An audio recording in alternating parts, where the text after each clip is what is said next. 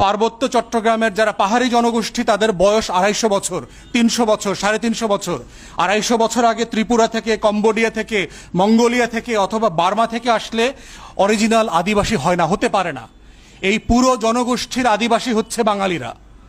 অতএব সেটলার বলবার মধ্য দিয়ে কিছু কিছু জাতীয় গণমাধ্যম এবং তথাকথিত কিছু দেশ বিক্রি করা বুদ্ধিজীবী দালালরা কোনো দেশ দখল করে ওখানে যায় নাই সাদাদের মতো।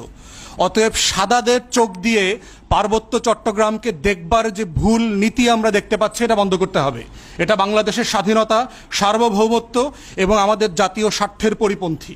তাহলে আমাদের মিলনের জায়গা কোথায়? সূত্র হচ্ছে বাংলাদেশিতা।